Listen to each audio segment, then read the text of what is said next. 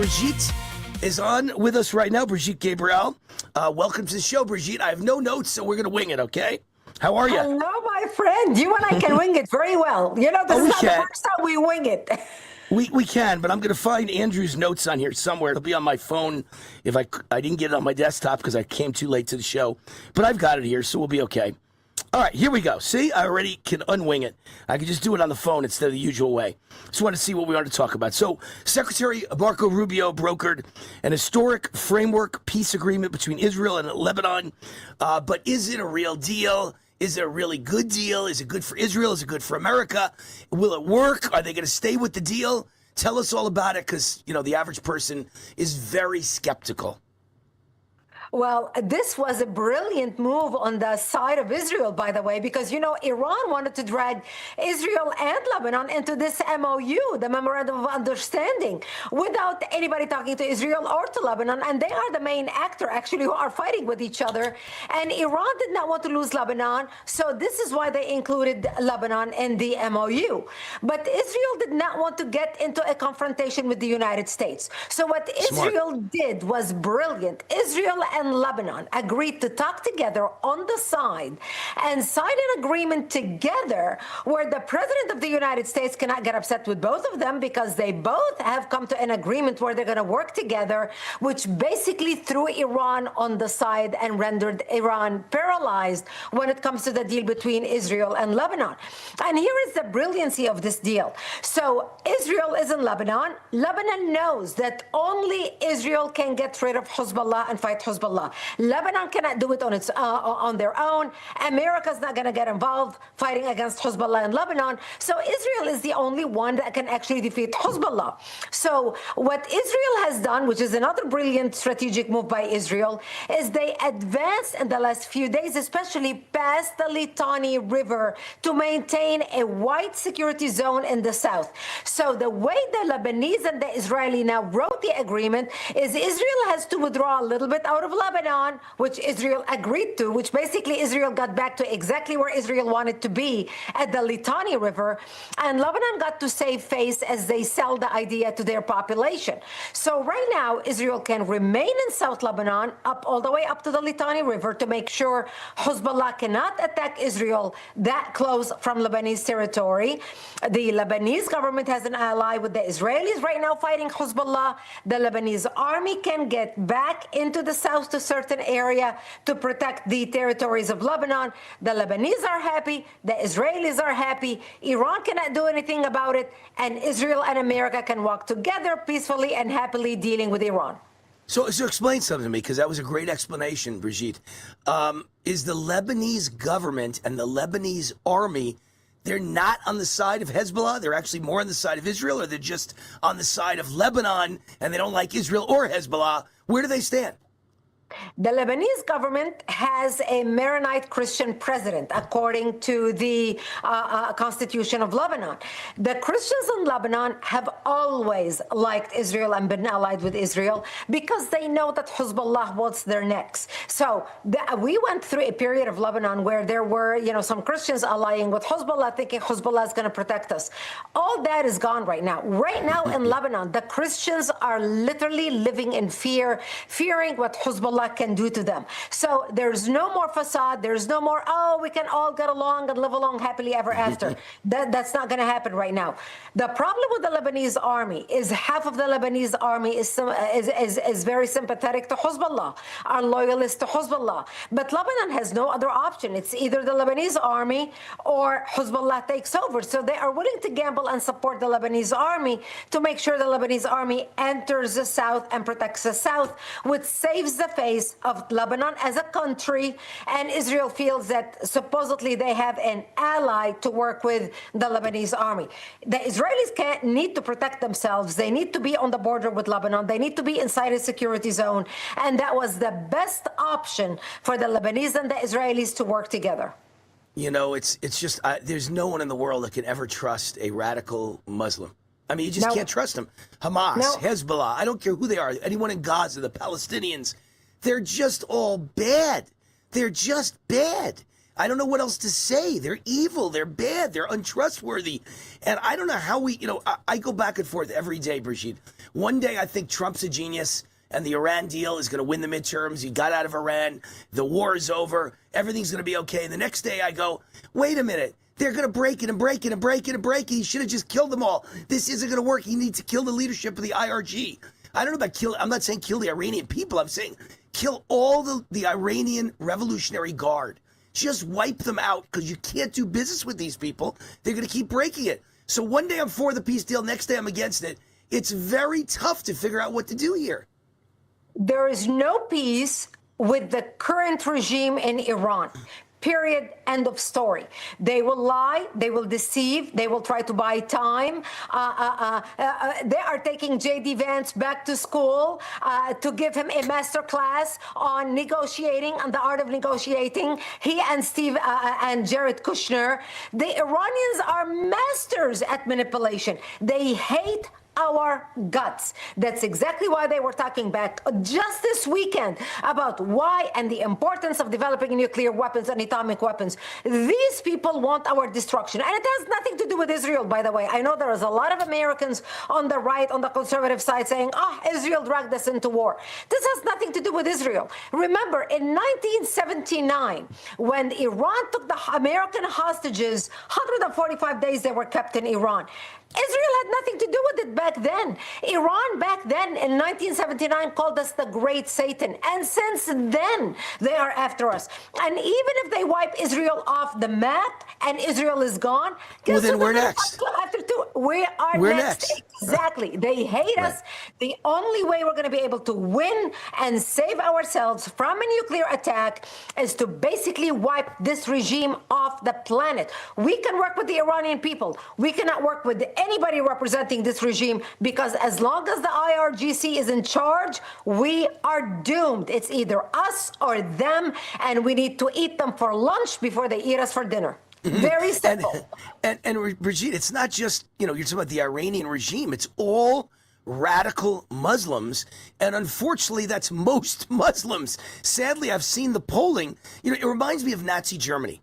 Right? I think it's something like 3% of Nazis ever actually killed Jews.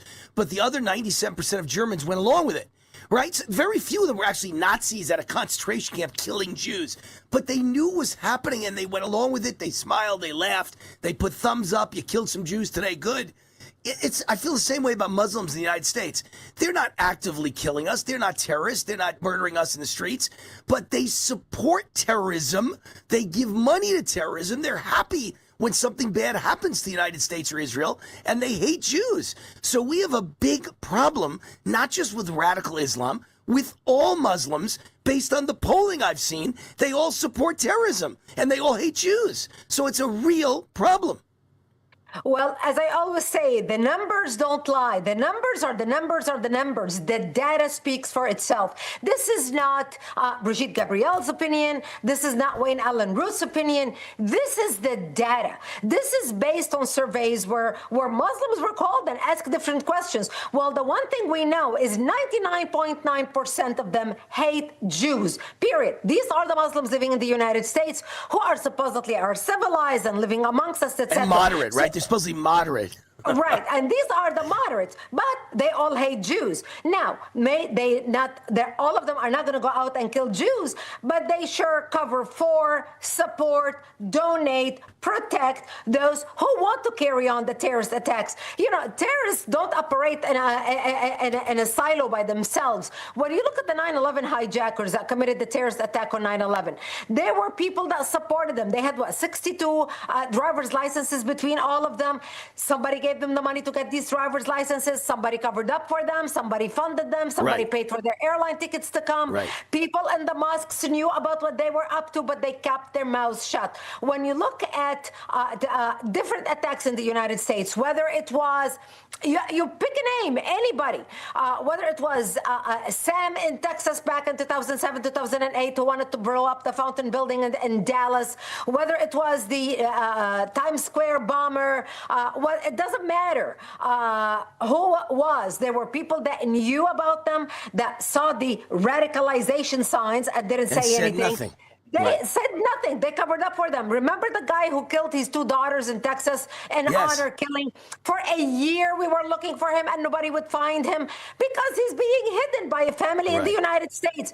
So they cover up for each other. And this is a time where we need to throw political correctness in the garbage and start calling a spade before we become like Europe.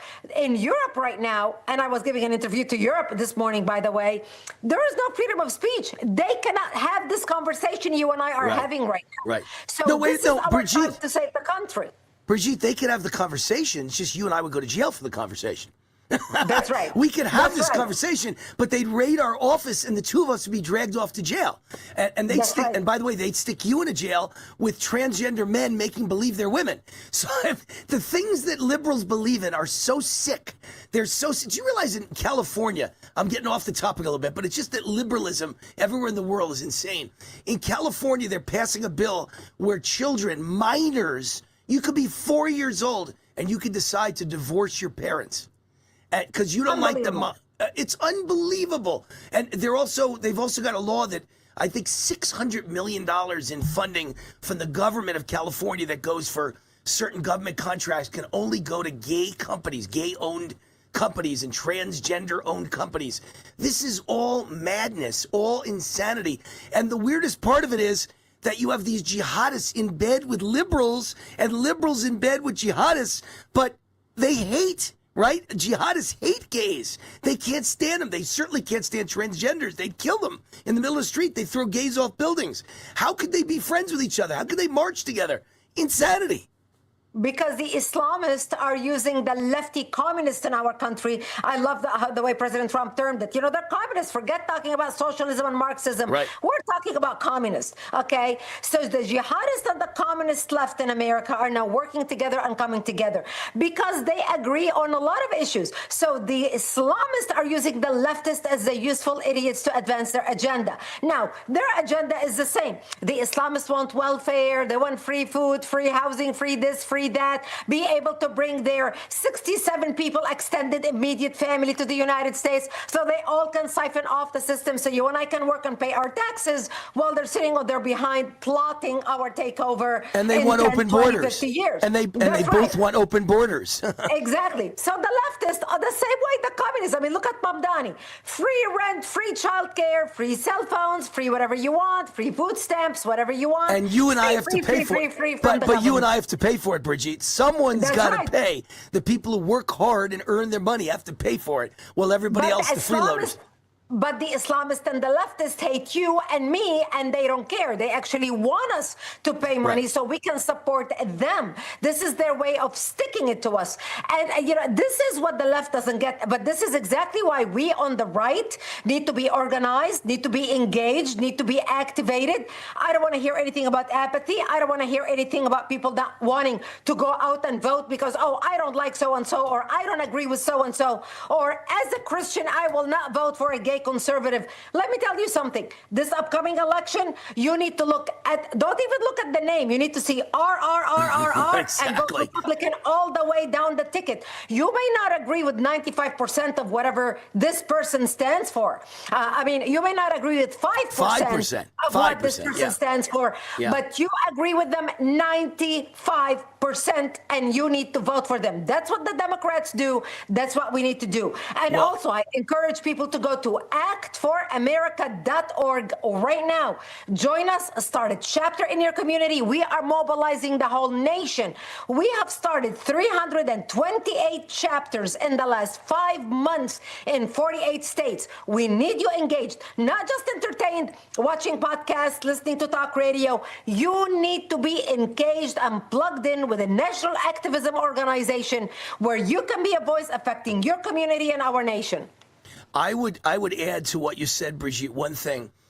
Forget about the fact you might agree 95%, disagree 5% with the average Republican candidate. What if you only agree 70% with the average Republican candidate? What if you only agree 60% with the average Republican candidate?